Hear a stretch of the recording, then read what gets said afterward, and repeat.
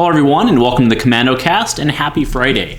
So I wanted to do something a little different for today's cast. And I know the timing is a little odd considering that Covert Missions just released literally a week ago was the official release date, right? So, however, I kind of have a bad habit of always, looking to the future and kind of thinking ahead of where the game's going. So what I actually wanted to sit down and talk about today was as we kind of move into the phase where we start thinking about the own cards that we collectively as a community want to design, how can we design those cards in a way to avoid confusion and potential conflicts with not only other cards that are out there, but just general confusion. So that's what I want to talk about today is card templating, the good, the bad, and the confusing.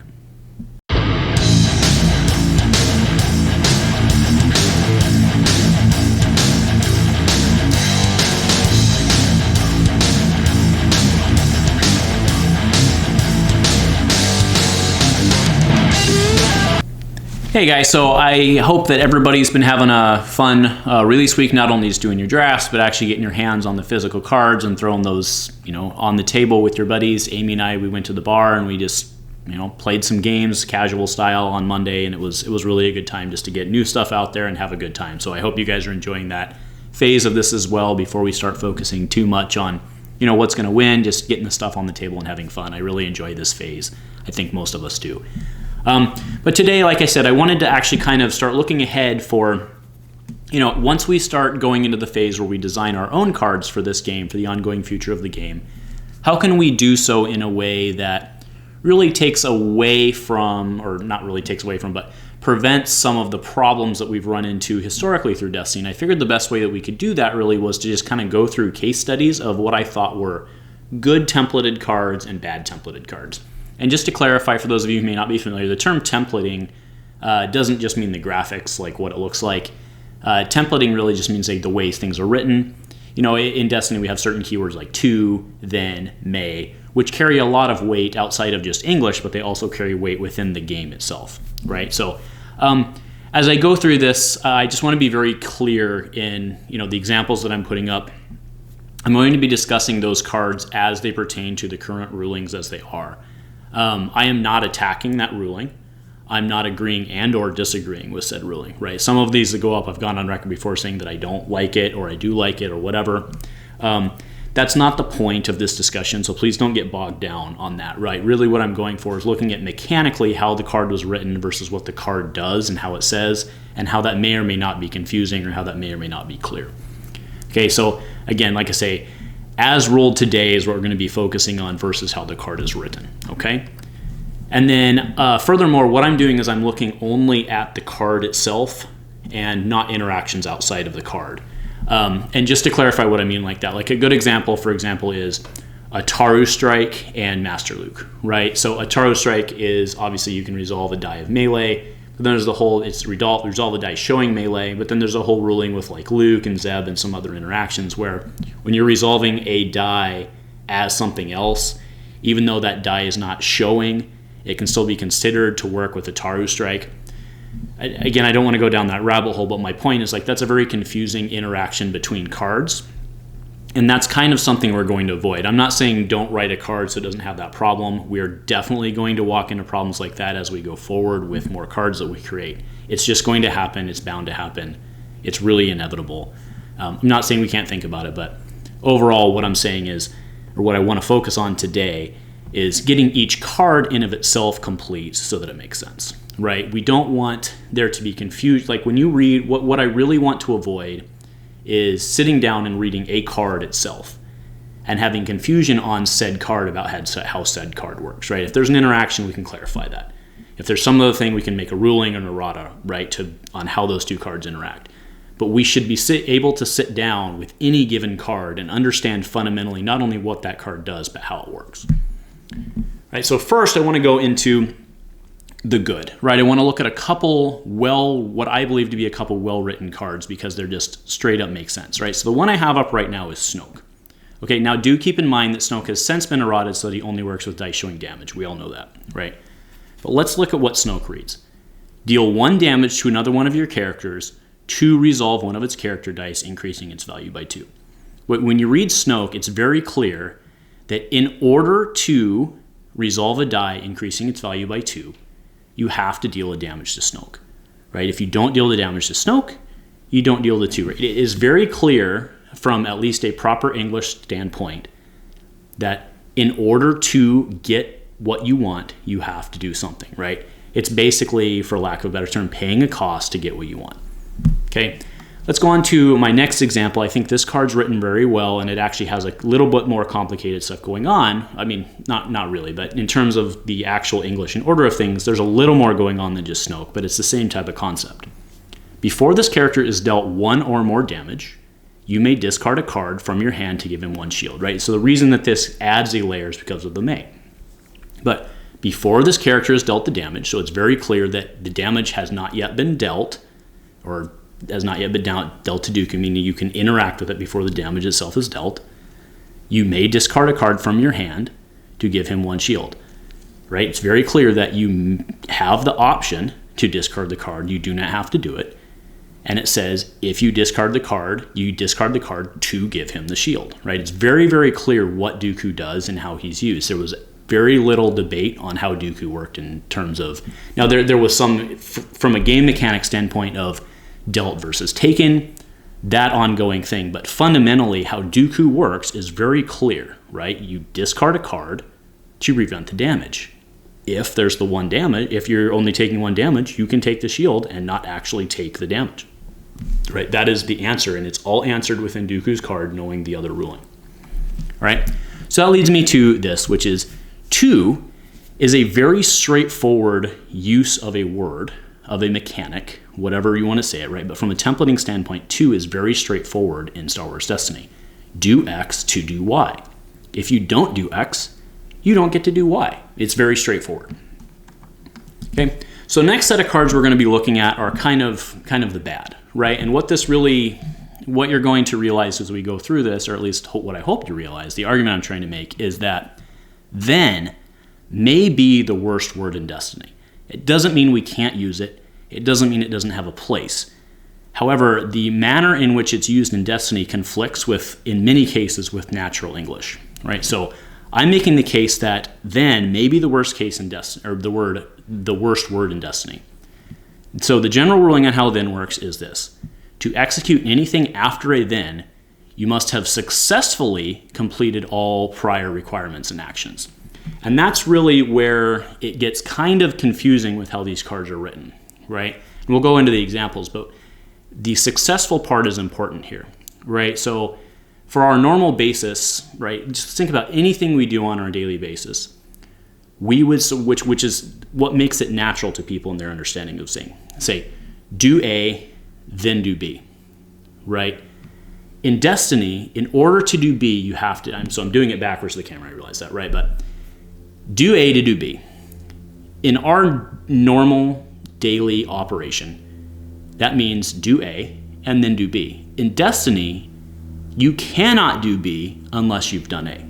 Hey guys, sorry for the quick interruption, but while I was upstairs doing the editing, I actually came up with a really good example to kind of reinforce what I'm trying to talk about how the whole then thing isn't quite intuitive to our natural state of mind, right? So let's imagine you're getting a honeydew from your significant other, and they say, go to the store and get me milk, and then go to Home Depot, and then go to Home Depot and get us a light bulb, right? So in the way that Destiny works, you would not be allowed to go to Home Depot and get that light bulb if the grocery store was closed, right? So if you show up to the grocery store, it's closed, boom, you're done. You can't go to Home Depot. You have to go back to home and say that you failed utterly and completely, right? Whereas naturally in our lives, we say, okay, grocery store's closed.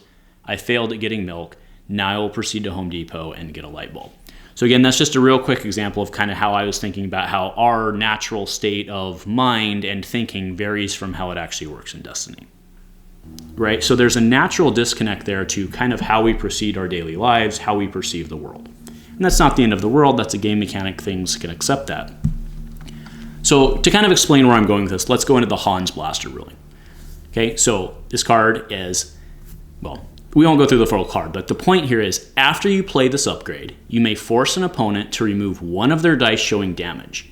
Then, if this upgrade is on Han Solo, you may activate him.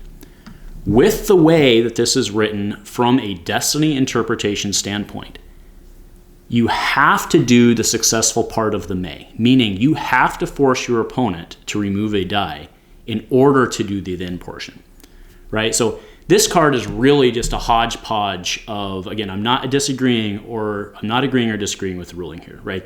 Please don't get hung up on that. What I'm saying is this is a hodgepodge of things that don't necessarily make sense with the way that a normal human, especially an English-speaking human, perceives the world, right? So in this case, may, well, to us, may also means that one may not do something, right? So not only does, in this case, you have to choose the positive side of the may, which is counterintuitive to how we interpret things, but the ruling is also thus dependent upon choosing the positive choice of the may, right? So you may do this, to most of us implies that I also have the option to not do something. However, for as far as the then case in this, I have to choose a positive to get the then. Now, it doesn't force me overall to remove, like if my opponent has a die showing damage and I don't want to remove it for whatever reason, I don't have to, but I don't get the then part of it. And there's still a disconnect. So if we were to change this card to really embrace, and as far as how this card has been ruled, if we were to go back and change this card and write it really a better way, this would be my proposal. After you play this upgrade, you may force an opponent to remove one of their dice showing damage. We still have the may, we still have the option. If you do, and this upgrade is on Han Solo, you may activate it. Right, so this is in my opinion, this is a far better way to have templated and written this card, right? We're not depending on the then, because then, right, see, I just said it. I just did it literally right there. I used the word then, right? In this case, it very clearly says, if you remove the die showing damage, this can happen, right? As opposed to saying, you have a choice, then do this, but you have to successfully. So basically what the game is doing is it's going back and it's rewriting the way that we understand things, which is fine once we all know the rules and they're published. Again, that's okay. But it's counterintuitive to the way that we naturally work, and it's very difficult for new players, and sometimes even, especially in this ruling, for new players to understand it. Again, so if we just throw in that if you do versus the then, this card, I think, becomes much clearer. All right, so let's go into another example, Valorous Tribe, which is actually the reason a lot of people have been confused about the Valorous Tribe ruling, myself included when it was full spoiled, is because it actually goes somewhat counterintuitive to the Hans Blaster ruling. So this plot says, exhaust this plot and move up to 2 damage from a character to a character you control.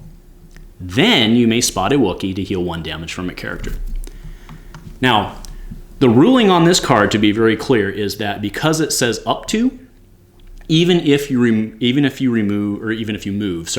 move 0, you have still satisfied that condition, satisfied the positive condition, thus you can execute the then. So what this brings me to is what I'm listing here is if there's no way for me to not have satisfied the first part, within the game ruling, there's 0 reason for there to be a then on this card whatsoever, right? Because 0, 1, or 2 satisfies, there's no way to fail. Thus, in my opinion, there's no reason for there to be a then on this card at all, right? So all the then is doing is adding confusion, and it leaves the door open for misinterpretation. If there's no reason for it to be there, if there's no reason for that, why leave the door open for misinterpretation, right? The card executes the same way regardless, so why do that? So what I would propose is we rewrite it as, exhaust this plot to move up to 2 damage from a character to a character you control. You may spot a Wookiee to heal 1 damage from a character. We just simply remove the then. Now I want to be very clear. I'm not saying we go back and rewrite these cards. That's not what I'm saying. Again, what I'm trying to do is gather information from things that I think were templated badly, that have caused confusion even amongst experienced and very well-knowing players, and why can't we take that information to make better decisions going forward? That's really all I'm trying to say here. Okay. Now another card, and I want to be very clear about this card, Wretched Hive. There's nothing technically wrong with this card. Okay. However, there was a huge discussion, a huge blowout, because it becomes very hard to read. All right. So exhaust the support and spot a scavenger to force an opponent to choose and discard a card from their hand unless they give you 1 resource. Now, if you actually read that through subject by subject in a proper way, what it's saying is I am forcing you, my opponent, to choose and discard a card from your hand, and you can negate me forcing you to do that by giving me a resource. That is what this card is saying. So why not say it that way, right? Why not just write it in a different way, right? So this is a good example of how we can and should take small steps to offset this. So if we were to write it as this: exhaust the support and spot a scavenger to force an opponent to choose and discard a card from their hand, period. Your opponent may give you one resource to prevent this effect. This card, as the way it's written, does, in my opinion, not present the same level of confusion that was there previously, and it's effectively the same.